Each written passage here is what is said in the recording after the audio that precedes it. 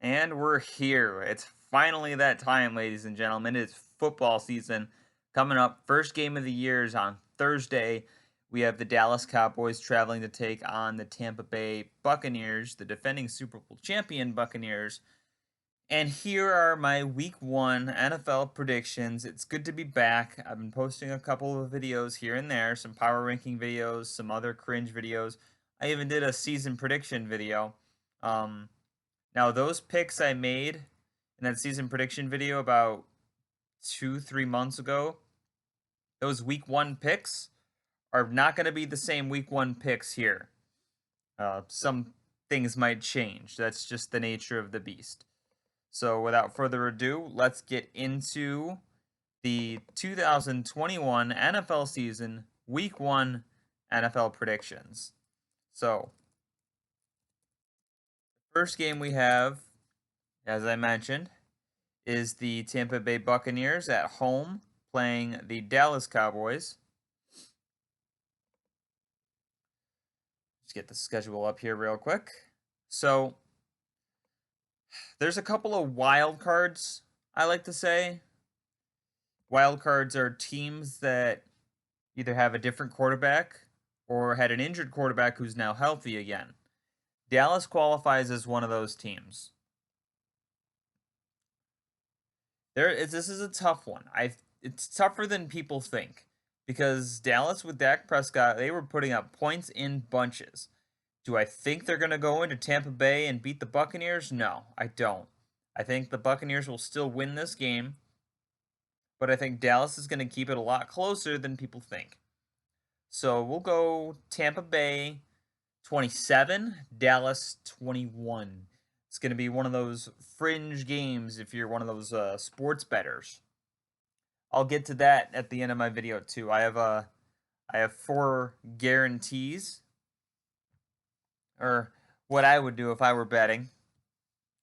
Now we move to the Sunday games. The first game, we have Philadelphia traveling to Atlanta to take on the new look Falcons. It's a bunch of teams with new looks here. We got the new look Eagles and the new look Falcons. Atlanta still has the quarterback. They have Matt Ryan.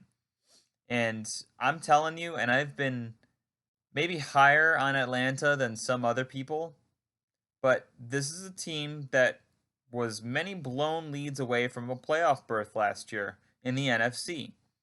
The NFC 8-8 got into the wild card last year. Atlanta could have, if they learned to close their games out, they could have been a wild card team last year, but they weren't. Yes, losing Julio is a big blow to this team, but they have Kyle Pitts, who I'm very high on, and I'm also very high on Arthur Smith because he was Tennessee's offensive coordinator, and as you may or may not know, I am a big Titans fan. I'm going to go ahead and pick Atlanta here against Philadelphia. Philly's on the road. They're young. Their offense isn't the best, meaning I think Atlanta's suspect defense should be able to contain Philly. So we'll go Atlanta 24, Philadelphia 16. I think Atlanta gets the win. Next up, we have the Pittsburgh Steelers traveling to take on the Buffalo Bills. Another clear favorite in this game, we have Buffalo. I think Buffalo wins this game. Listen, until someone can upend, other than Kansas City, can upend Buffalo, Buffalo's a very dangerous team. They went, if you include the postseason last year, Buffalo went 15-4. 2 of those losses were to Kansas City. Half of their losses were to one team last year. Their other 2 losses were to, who was it? I want to say it was Arizona on a Hail Mary, and it was Tennessee. Those were their other 2 losses. So until they prove me otherwise, I gotta pick the Buffalo Bills here to beat the Steelers. Ben Roethlisberger just isn't. I don't know if he's a liability or an asset for Pittsburgh anymore.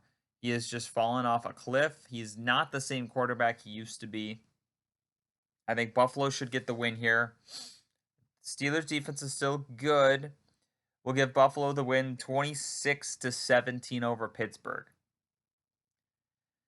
Next game. This is where it gets good. Minnesota Vikings are traveling to Cincinnati to take on the Bengals. Not only do I have the Vikings on upset alert for this game, I am actually picking the Bengals outright to win. Joe Burrow coming back is huge for this Bengals team. Because with Joe Burrow last year, the Bengals not only were competitive, they were coming close to winning some of these games. They had Cleveland on the ropes twice. And Minnesota doesn't strike fear into me. And the fact that they're on the road going to Cincinnati, I think spells danger for them. So I'm going to go ahead and pick the Bengals in an upset here. And I'm going to say the Bengals win this game 23-20 over Minnesota. San Francisco at Detroit is next. And listen, I'm really rooting for Detroit here. I think it'd be awesome if Dan Campbell ends up winning more games than he's expected to, because I love his style. I think it's hilarious. It's a different style, and I think, I know some Lions fans who are really for it and really against it, but I can't do it here, especially with a team now that's a healthy team in San Francisco. I think San Francisco goes into Detroit. They get the dub here, 31-20. Detroit scores a touchdown late. I don't think this game is particularly close. This is a tough team to open up with if you're Detroit. Next up, we have Arizona at Tennessee. If the COVID outbreak doesn't screw the Titans over, Tennessee should win this game. And if they do, they should win this game. I'll put 30-24. Arizona's going to keep it close. Arizona has the offense and the horses to compete. And Tennessee's defense is still suspect. Until they can actually put some stats into this regular season, this Tennessee's defense is suspect. Maybe they will be better. I think Tennessee's defense just needs to be average for them to really have a chance at making a run at this thing. But Malcolm Butler retiring does not help Arizona at all, especially considering the horses Tennessee is bringing here with Julio, A.J. Brown, and Derrick Henry. Arizona's got J.J. Watt. Arizona has DeAndre Hopkins. And Tennessee's secondary is also very suspect still, which is why Arizona keeps this game close. But Tennessee, I feel like, just has too much firepower, and they're at home, so they should get the win here. Next game, we have the Seattle Seahawks at the Indianapolis Colts. Seattle, I'm going to say, should get the win here.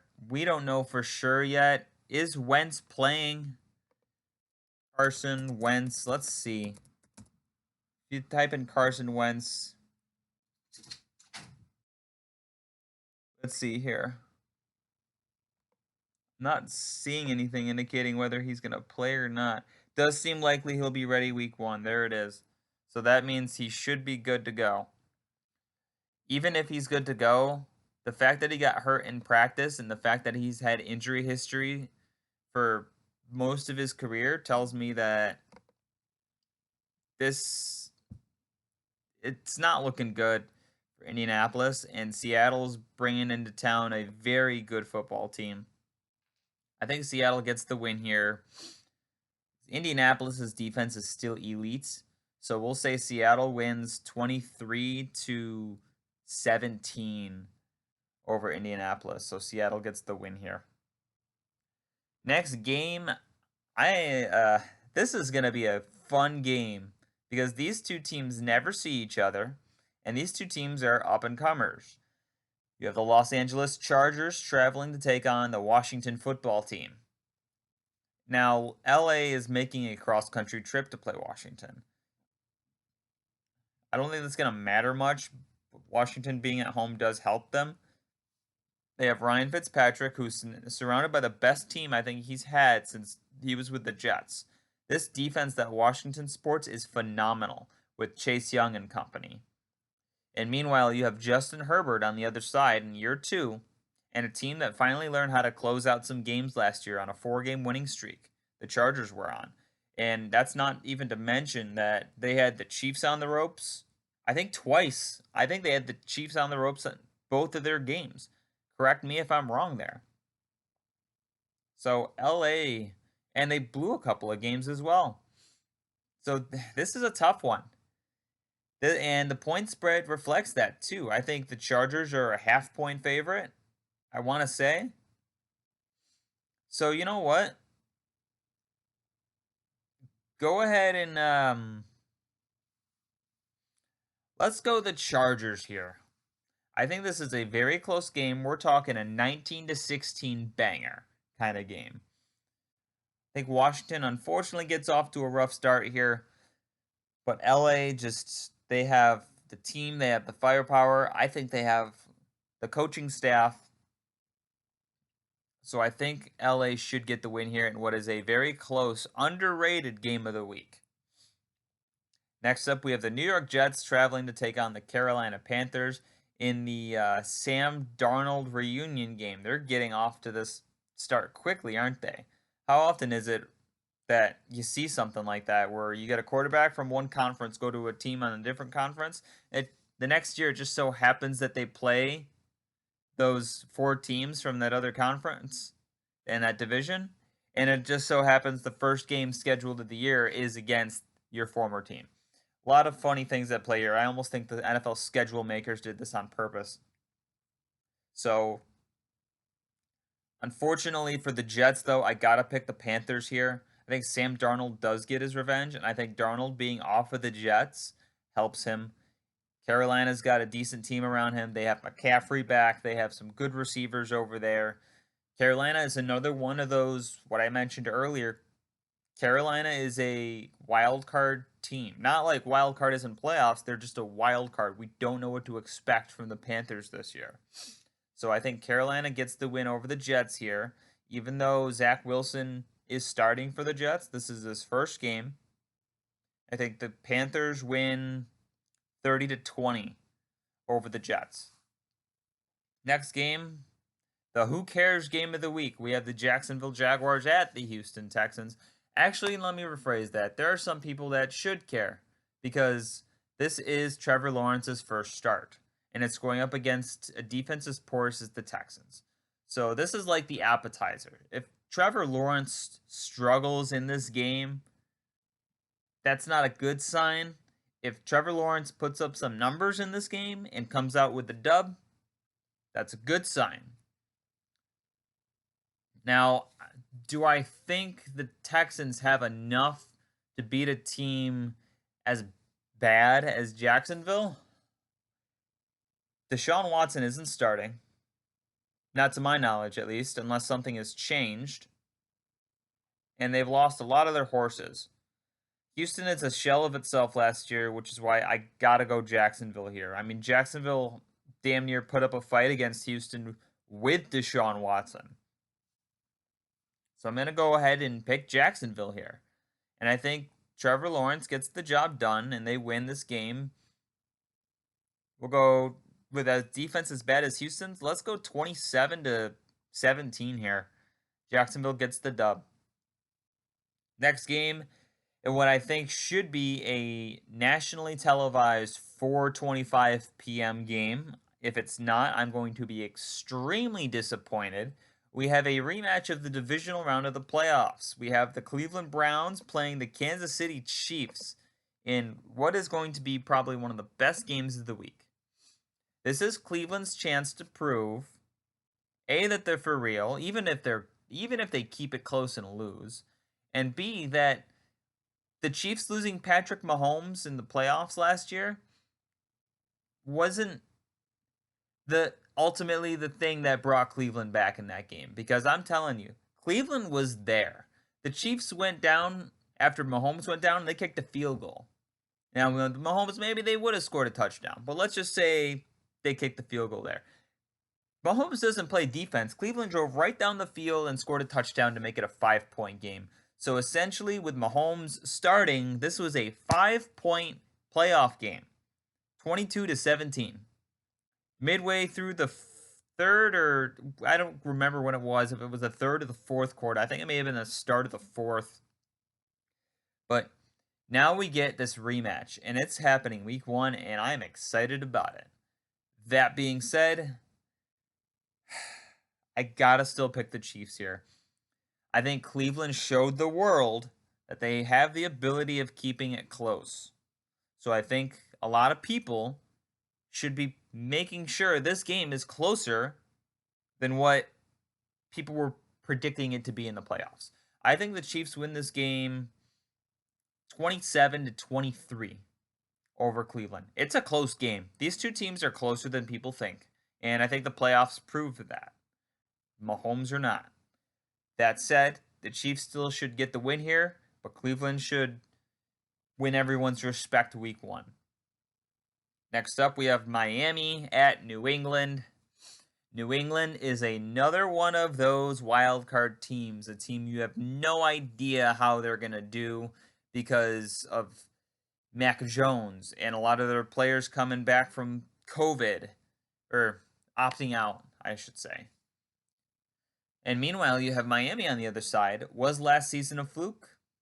Or is this team actually poised to take the next step?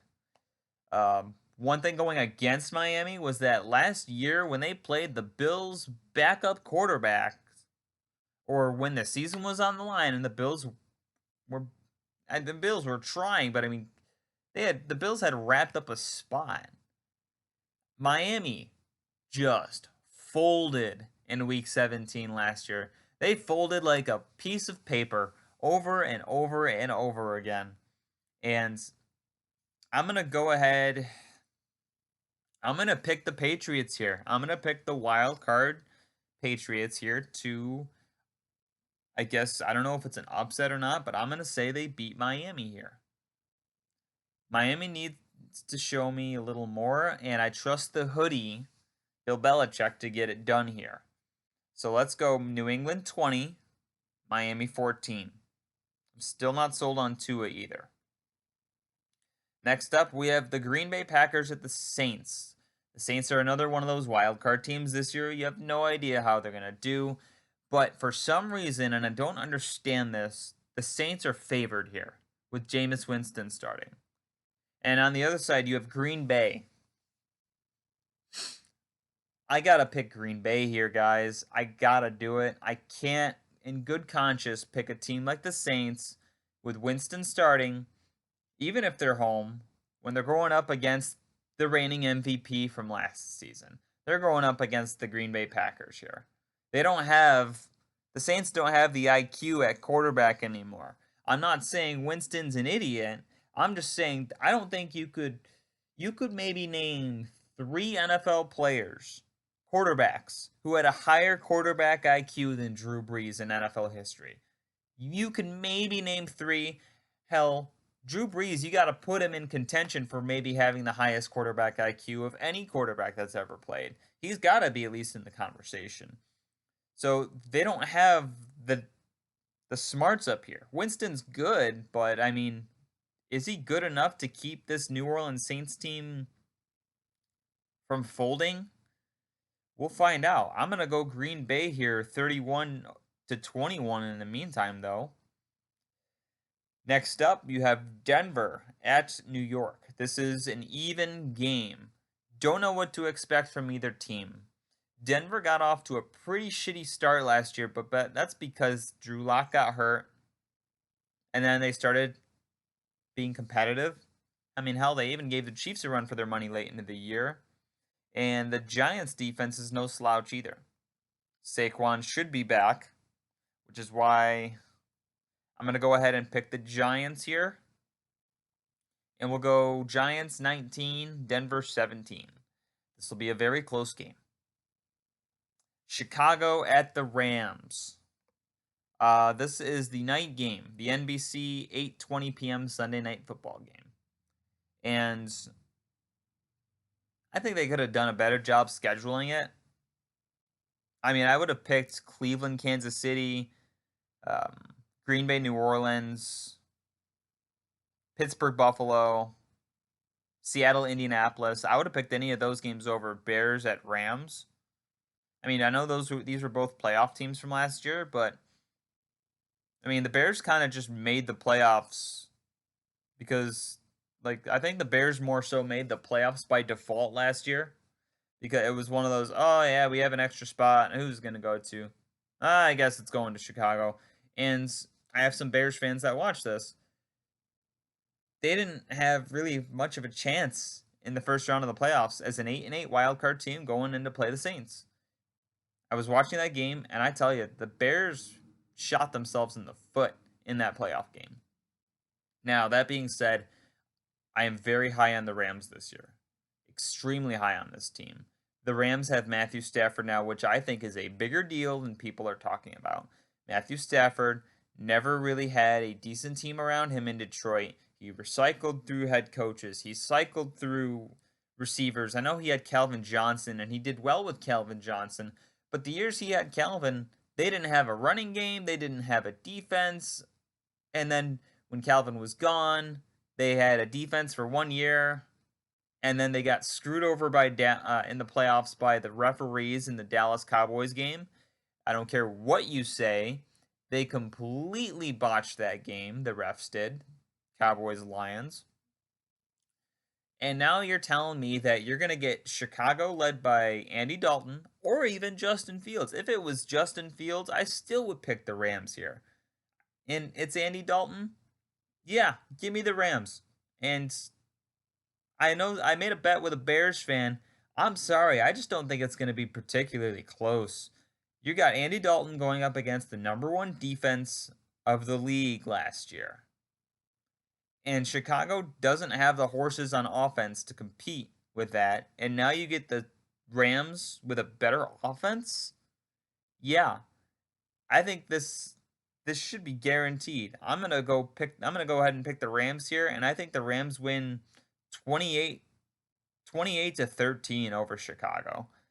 For my fellow Bears fans that watch this, I love you guys, but you could give me any kind of rebuttal you want. I won't hear it. And you know what? I will eat crow if I'm wrong. Trust me, I will. So I think the Rams win this game. And now, last but not least, the Monday night game. We have Baltimore at Las Vegas. Ravens win. Ravens win this game. The Raiders defense does not give me any confidence going up against a team like Baltimore. I think the Ravens win this game 34 to 17 over the Raiders. And I think that's being generous.